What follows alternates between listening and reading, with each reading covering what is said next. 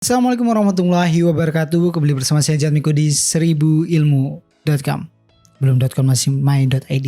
Oke, yang pertama kita akan menceritakan beberapa cerita mengenai 9 misteri yang menyelimuti Gunung Semeru. Jadi mungkin kalau kita ke gunung, teman-teman kita sering bakalan denger banyak cerita. Mungkin ketika kita lagi ngobrol dengan teman-teman anak gunung, mungkin teman-teman pernah dengar juga banyak cerita misteri yang pernah terjadi di beberapa gunung. Dan ini adalah salah satu gunung di Indonesia yang tepatnya ada di daerah Jawa Timur, Gunung Semeru. Gunung Semeru ini merupakan gunung tertinggi ketiga di Indonesia, dan menurut cerita konon katanya Gunung Semeru merupakan gunung yang menjadi paku dari Pulau Jawa. Misteri yang pertama, kisah tentang Mbah Dipo yang konon dulunya adalah juru kunci Gunung Semeru. Jadi beberapa pendaki mungkin akan tahu sosok Mbah Dipo ini siapa, karena Mbah Dipo ini juga konon katanya adalah salah satu seperti Mbah Marijan gitu. Jadi dia bisa tahu, bisa berkomunikasi dengan gunung, bahkan gunung tuh ngasih tahu apa dan sebagainya. Dan Mbah Dipo ini menyarankan untuk ketika terjadinya gunung meletus, kita disarankan untuk pergi ke arah sungai, jangan ke arah Gunung Sawur. Aku nggak tahu apa maksud dari Gunung Sawur ini, dan sampai saat ini pun dalam pencarian saya masih belum mendapatkan maksud dari tidak pergi ke Gunung Sawur. Misteri yang kedua adalah Arkopodo yang sering dikaitkan dengan dua patung gaib yang prajurit kerajaan Majapahit. Jadi ketika kita mungkin sering ke gunung ya, ke Gunung Semeru ini, nanti di sana beberapa pendaki akan mengetahui, mungkin akan tahu atau sebagainya.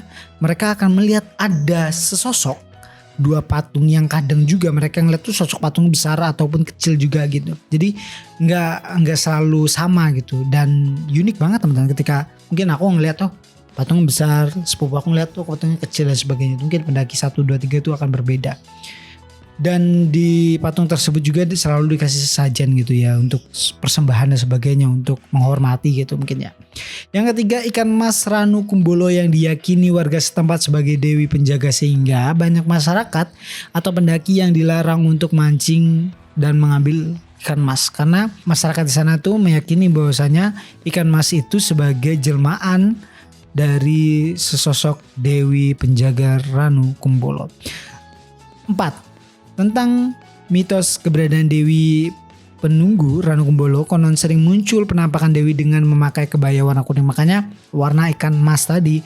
Mitos tentang ikan mas Penunggu Ranu Kumbolo berlanjut dengan cerita penampakan sosok wanita yang kerap muncul di kawasan Ranu Kumbolo. Cerita yang beredar, wanita ini kerap muncul dengan berpakaian kebaya warna kuning, dan munculnya ditandai dengan adanya kebulan asap saat bulan purnama datang. Yang kelima, pendaki yang pernah mendaki Semeru pasti pernah mendengar cerita tentang hal yang menyeramkan di kawasan Klik. Jadi Klik itu adalah tempat di mana atau batu momentum atau memoriam atau ya kayak mungkin patok kuburan gitu ya ibaratnya.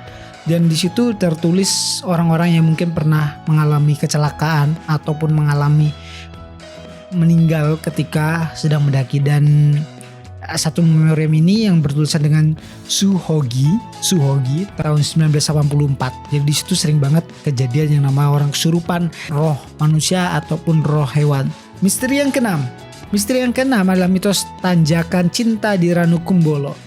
Jadi kalau tadi mitos mungkin yang serem-serem, tapi ini adalah tanjakan cinta Ranu Kumbolo yang dulu memang katanya itu tanjakannya ini memang jalurnya panjang sekali. Nah, untuk mendapatkan cinta atau mendapatkan sesuatu yang mungkin diridoi ya, atau mungkin yang hal bisa dikabulkan dengan cara untuk terus menanjak tanpa henti dan jangan menoleh ke belakang. Itu teman-teman, sehingga mungkin mitosnya kita akan mendapatkan cinta yang masa depan gitu. Jadi bukan cinta yang masa lalu gitu mungkin ya, dari mitos Ranu Kumbolo, tanjakan Ranu Kumbolo.